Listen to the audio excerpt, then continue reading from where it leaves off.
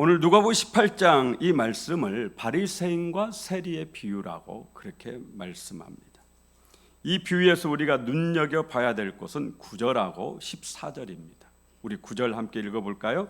또 자기를 의롭다고 믿고 다른 사람을 멸시하는 자들에게 이 비유로 말씀하시되, 예수님이 자기를 의롭다고 믿고 다른 사람을 멸시하는 자에게 이 비유의 말씀을 하셨다라는 거예요. 그러니까 예수님이 볼 때 자기를 의롭다고 믿고 다른 사람을 멸시하는 자가 있었다라는 얘기죠. 그 사람이 누굴까요? 오늘 비유에 보면 바리새인이다라는 걸 알 수 있습니다. 우리가 가장 조심해야 되고 경계해야 될 신앙이 이 바리새인의 신앙이에요.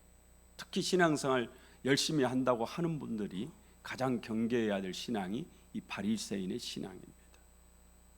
마태복음 23장을 보면 예수님은 바리새인과 이 서기관들에게 화 있을진저, 외식하는 서기관들과 바리새인들이여, 7번이나 계속 저주를 선포해요. 화 있을진저 이 바리새인들아, 화 있을진저 이 바리새인들아, 7번이나 계속 연거푸서. 그러므로 바리새인의 신앙은 하나님께 칭찬받지 못하고 바리새인의 신앙 가지고는 천국을 못 갑니다. 바리새인의 기원은 멀게는 바벨론 포로 귀환 때까지 올라가야 될 겁니다. 바벨론 포로 생활하던 유대인들이 신앙으로 살기 위해서 예루살렘으로 와서 성전을 건축을 했습니다. 그런데 이스라엘 나라는 여전히 페르시아의 지배를 받고 있었어요. 그러다가 이 페르시아가 알렉산더 대왕의 헬라 제국에게 멸망합니다. 페르시아는 이방 나라, 이방 국가, 자신들이 정복한 국가의 친문화 정책을 펼쳤어요. 그런데 이 헬라는 그렇지 않습니다. 헬라는 동화 정책, 흡수 정책을 펼쳐요. 일본이 우리나라를 완전히 그냥 집어삼키려고 우리 이름도 성도 못 쓰게 하고 한글도 못 배우게 하고 이런 식으로 했습니다. 그때 얼마나 우리 기독교가 탄압을 받았어요. 엄청 탄압을 받죠. 마찬가지로 헬라 제국 시대 이 유대교도 엄청나게 탄압을 받습니다. 특히 알렉산더 대왕이 죽고 나서 나라가 4개로 갈라지는데 그 중에 이스라엘은 시리아의 지배를 받습니다. 시리아의 왕 안티오쿠스 에피파네스 4세는 자기를 신이라고, 그러면서 자신을 섬기라고, 그러니 얼마나 이게 유일신 오직 하나님 한 분만 섬기겠다라는 유대인들하고 얼마나 반대가 돼요. 이 안티오쿠스 4세 황제가 예루살렘 성전에다가 제우스 신상을 세웠어요. 그리스 로마 신화잖아요. 그리스는 철학도 발달되었지만 신화도 아주 발달된 여러 신들이 있는 다신교의 국가죠. 그 제우스 신을 예루살렘 성전, 하나님의 성전에다가 세워놓고 거기에서 제사를 지내는 겁니다. 유대인들이 가장 싫어하는 돼지를 잡아가지고 돼지를 제물로 바치고 돼지 피를 성전에다 뿌리고 그렇게 제사를 지냈어요. 이 황제는 아주 포악한 황제였다고 그래요. 안식일을 지키면 무조건 사형을 내렸습니다. 할례를 받으면 십자가에 매달아 죽였어요. 정말 악한 왕이죠. 그런데도 유대인들이 그런 것은 다 참아냈는데 성전에서 돼지 잡아가지고 제우스 신상 세워놓고 거기에서 우상에게 절하는 그 모습을 보고 이거 도저히 견딜 수가 없었어요. 그래서 마카비라는 사람이 자기와 뜻을 함께하는 사람들을 교합해서 혁명을 일으킵니다. 이거를 마카비 혁명이라고. 그런데 이 중에 상당히 많은 유대인들이 이미 그 그리스의 헬라의 이 문화에 동화돼 가지고 세상적으로 타락하기 시작을 했습니다. 이걸 보고 경건한 유대인들이 우리는 이 세상에 동화되면 안 된다. 우리는 신앙으로 삽시다. 우리는 경건하게 삽시다. 그러면 자기들끼리 모임이 하나둘 자꾸 모이기 시작했어요. 이 모임을 하시즘이라고 그렇게 경건한 사람들, 그런 뜻을 가지고 있어요. 하시딤이라고. 마카비가 혁명을 일으킬 때 가장 선두에 선 사람이 누구냐? 하시딤이 가장 선두에 섰어요. 경건하게 살려고 하는 사람들이 성전을 탈환해야 되잖아요. 성전을 회복해야 되잖아요. 그래서 마카비와 손을 잡고 혁명을 일으켜서 놀랍게도 승리했습니다. 성전을 탈환을 했어요. 성전을 회복을 했습니다. 나라가 독립을 했어요. 얼마나 하나님 은혜에 감사했겠어요. 그래서 이 날을 유대인들은 지금도 수전절로 지킵니다. 예수님 당시에도 이 절기를 지켰어요. 혁명에 성공한 마카비가 스스로 자기가 왕이 됩니다. 그런데 사람은 어쩔 수가 없나 봐요. 약할 때는 겸손했고 힘이 없을 때는 하나님만 찾았는데 권력을 잡으니까 이 사람이 점점 교만해지고 타락해져 가기 시작하는 거예요. 이걸 보고 이 경건한 하시딤이 마카비와 결별을 하고 자기들끼리 따로 모임을 또 갖습니다. 따로 모이는 거예요. 그러면서 자기들 스스로를 바리새인이라고 그렇게 불러요. 바리새인이라는 것은 나쁜 뜻이 아니에요. 분리시키다, 구별하다, 그런 뜻을 가지고 있어요. 타락한 사람들로부터 우리를 구별하고 세상으로부터 우리를 구별해요. 그게 바리새인이에요. 자기 자신들을 새 속에 물들지 않도록 구별하기 위해서, 신앙으로 살기 위해서 따로 이렇게 모인 겁니다. 불신앙적인 사람은 배척하고 신앙적으로 살기 원하는 사람들만, 그렇게 해서 바리새파가 형성이 되었던 겁니다. 이 바리새인들은요, 하나님의 말씀대로 살려고 정말 노력을 많이 했습니다. 율법을 연구하고 율법의 말씀을 그냥 세밀하게 다 실천하려고, 율법의 1.1까지라도 다 그대로 살려고 엄청 부단히 노력을 했어요. 신앙으로 살려고 정말 발버둥을 쳤습니다. 세상과 구별된, 타락한 삶과 구별된 삶을 살려고 정말 노력을 했어요. 그러다 보니까 이들의 삶의 모습을 보면서 점점 백성들이 존경을 하기 시작해요. 어느 순간에 백성들의 선생이 되어 있어요. 백성들을 가르치는 선생이 되어 있어요.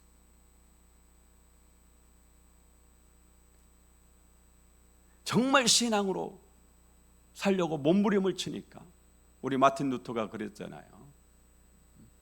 마틴 루터가 원래는 법학도였어요. 법대를 다녔는데 함께 친구와 길을 가는데 갑자기 번개가 쳐가지고 옆에 친구가 죽거든요. 거기에 마틴 루터가 인생의 회의를 느끼고 오직 하나님만 섬기며 살겠다, 신부가 되어서 들어가잖아요. 그래서 신부가 되어서 바르게 살려고 노력을 하는데, 바르게 살려고 노력하면 노력할수록 자기 자신을 보니까 자기가 너무 죄를 많이 짓는 거예요. 그래서 너무너무 괴로워합니다. 죄를 지으면 금식하고, 또 죄를 지으면 또 금식하고, 또 죄를 지으면 금식하고, 얼마나 죄를 많이 지어요. 신부인데도 마음으로 짓는 이 죄를 이겨낼 수가 없었던 거죠. 계속. 나중에는 뼈만 앙상하게 남았는데 소문이 어떻게 났느냐? 아무 수도원에 성자께서 나오셨다, 이렇게 소문이 난 거예요. 그래서 많은 신도들이 마틴 루터를 보기 위해서 그 수도원을 오는 겁니다. 마틴 루터가 이게 참 너무 미치겠는 거예요. 자기는 너무너무 죄를 많이 지어서 죄 때문에 괴로워서 너무너무 힘들고 미치겠는데 사람들은 자기를 성자라고 이렇게 하니까. 오늘 이 바리새인들도 그랬습니다. 믿음으로 살려고 노력하고 거룩하게 살려고 노력하고 깨끗하게 살려고 노력하니까 백성들이 존경하게 되고 어느 순간에 백성의 스승이 되어 있었던 거예요. 그런데 역시 사람은 어쩔 수가 없는 겁니다. 그렇게 되니까 점점 이 사람들이 교만해지기 시작해요. 그러면서 자신들의 신앙으로 다른 사람을, 자신들의 신앙의 잣대로 다른 사람을 비난하고 정죄하게 됩니다. 나중에는 억압을 해요. 백성들이 칭찬해 주니까 자기들이 대단한 줄로 착각을 해요. 대단한 줄로 그렇게 생각합니다.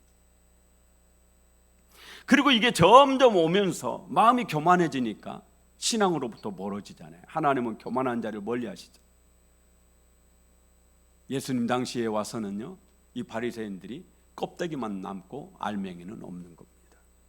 정작 말로는, 겉으로는 신앙생활을 잘하는 것처럼 보이는데 그 속을 들여다보면 하나님이 없어요.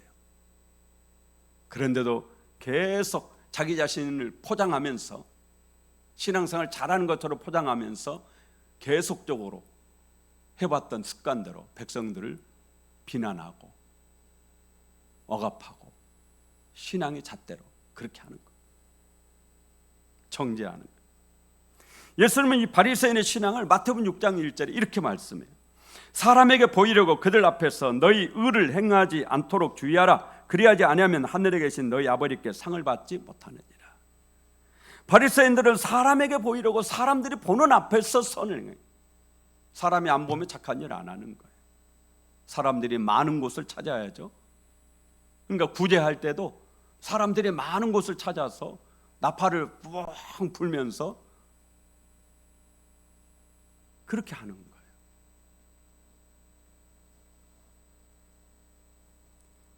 정치인들 보면 연말 되면 고아원 찾죠. 고아원에 가서 반드시 하는 게 뭐예요? 사진 찍는데 바빠요.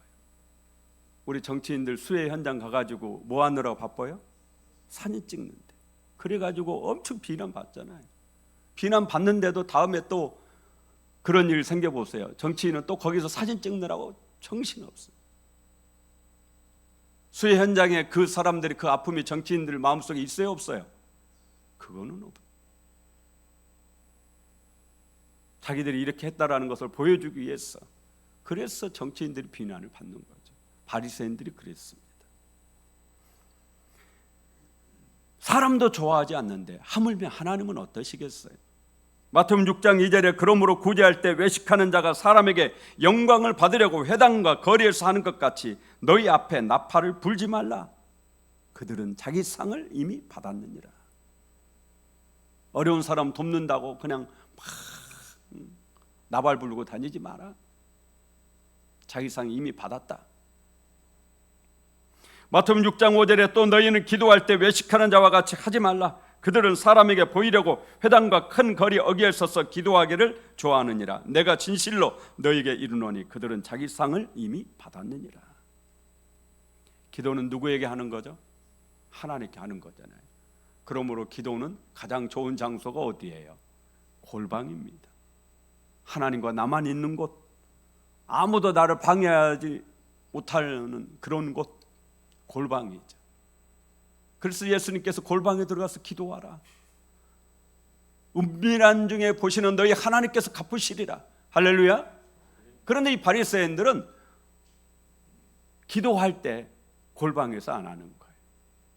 사람들이 많은 광장, 사람들이 많은 다니는 길거리 어귀, 거기에서 두 손 높이 들고 나 기도한다고 광고하면서 그렇게 하는 거예요. 하나님이 기도 들으시겠어요? 안 들으시겠어요?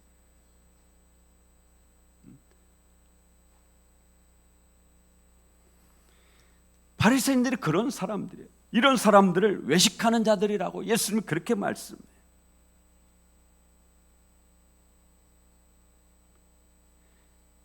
하나님께 기도하는 것 같지만 사실 그들의 마음속에는 하나님은 없습니다. 오직 사람들에게 인정받고 싶은 욕망만 가득 차 있을 뿐이에요. 그런데 사람은 외모를 보지만 하나님은 뭘 보신다고요? 중심을 보시는 거예요. 그 사람의 속, 마음을 보시는 거예요. 바리새인들의 외모는 너무너무 신앙적이에요. 정말 신앙생활을 잘하는 사람이에요.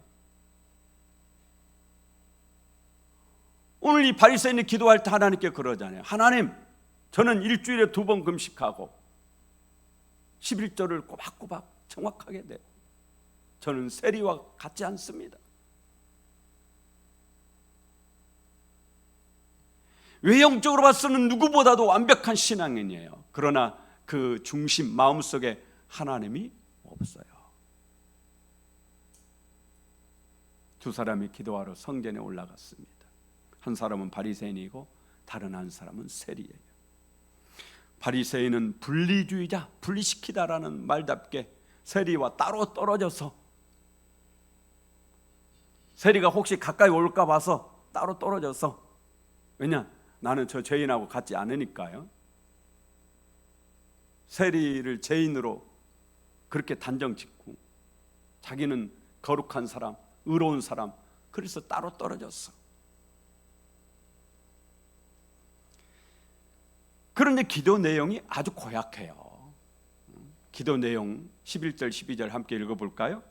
바리새인은 서서 따로 기도하여 이르되 하나님이여 나는 다른 사람들 곧 토색, 불의, 간음을 하는 자들과 같지 아니하고 이 세리와도 같지 아니함을 감사하나이다. 나는 일회에 2번씩 금식하고 또 소득의 11조를 드리나이다 하고. 기도에 그냥 교만이 철철 넘쳐 흐르죠. 이 바리새인의 기도를 들으면 자기는 옳고 다른 사람은 다 나쁜 사람이에요. 특히 자기 옆에 있는 세리와 자기는 완전히 다른 사람이라고 하나님께 그렇게 말해요. 세리는 형편없는 죄인이고 자기는 의로운 사람이다. 사람에게 말하는 게 아니고 하나님께 그래요. 정말 이런 사람은 주는 것 없이 미운 사람이에요. 그렇잖아요. 자기 잘난 체하고 거기서 끝나지 않고 남을 비난하고 정죄하고 다른 사람도 아닌 하나님께 자기 자랑 실컷 해요. 하나님, 저는 저 세리와 같지 않습니다. 저는 일주일에 2번 금식하고요, 11조도 철저히 드립니다. 이 바리새인의 기도 하나님이 들어주셨겠어요? 안 들어주셨겠어요? 하나님이 벌이나 안 주셨으면 다행이죠. 저 같아도 그냥 뒤통수를 꽉 한 대 쳐박고 싶어요.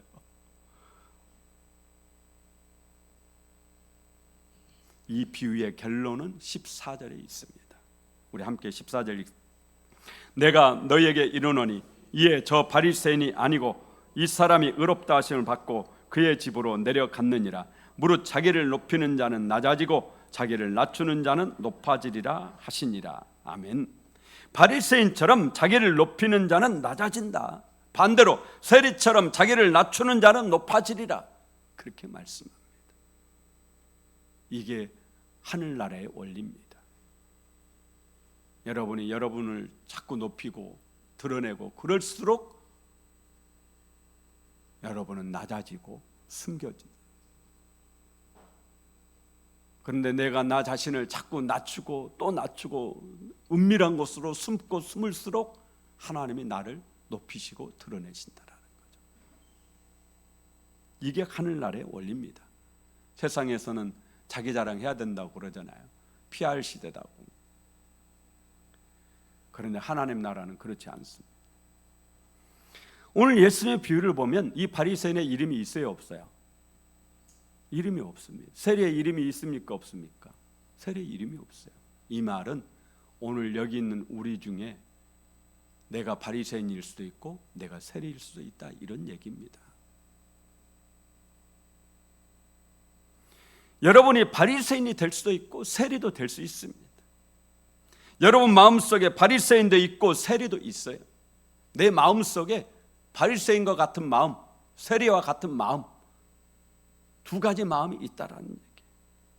내 마음속에 자꾸만 높아지려고 하는 바리새인을 몰아내고 나 자신을 낮추려고 하고 겸손하게 하려고 하는 세리가 내 마음에 남아있도록 그렇게 해야죠. 겸손이 뭐예요? 나보다 남을 낮게 여기는 것입니다. 겸손이 가장 힘들어요. 겸손이 가장 힘들어요. 첫째도 겸손이고 둘째도 겸손이고 셋째도 겸손이고 신앙에서 가장 중요한 게 겸손이거든. 나보다 남을 낮게 여기는, 다른 사람이 나보다 더 낫다고 생각하는 거. 반대로 다른 사람보다 내가 낫다고 여기는 게 뭐겠어요? 오늘 이 바리새인이 뭐라고요? 하나님, 저는 저 세리와 같지 않습니다. 세리보다 내가 훨씬 더 나은 사람입니다. 이런 사람을 우리가 뭐라고 그래요? 교만한 사람이라.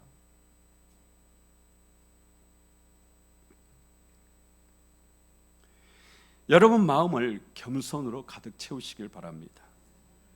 여러분 안에 남을 정죄하려고 하는 바리새인을 죽이십시오. 남을 비난하고자 하는 그런 바리새인을 죽여야 돼요. 다 있습니다. 내 안에 다 있어요. 자꾸 남을 비난하고 싶어하고 비난하면 자꾸 그냥 재밌어하는 그 바리새인이 내 안에 살아 있어요. 이 바리새인을 죽여야 돼. 내 안에 사람에게 인정받고자 하는 그런 마음을 죽여야 됩니다. 그래야 봉사를 해도 진실된 봉사가 나오는 거예요. 사람에게 칭찬받고 싶어하는 마음을 여러분 죽이십시오.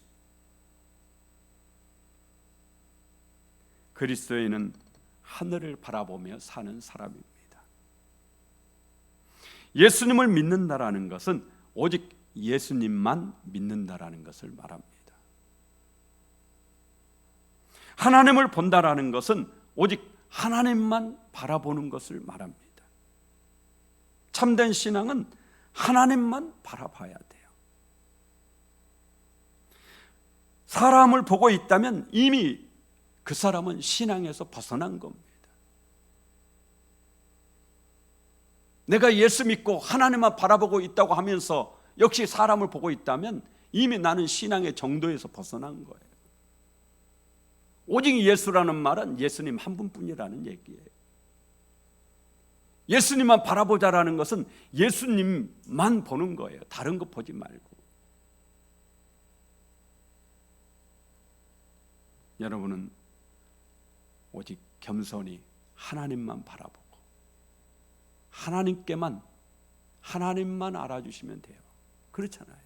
우리가 하나님만 알아주시면 이 땅에서 자꾸 사람에게 인정받으려 이렇게 하면 나 자신이 바리새인들처럼 변질됩니다. 이 신앙의 순수성을 지킬 수 없어요. 내 착한 마음을 지킬 수가 없습니다. 결국은 변질되죠. 오직 하나님만 바라볼 때 여러분이 변치 않는 믿음으로 승리하게 될 줄로 믿습니다.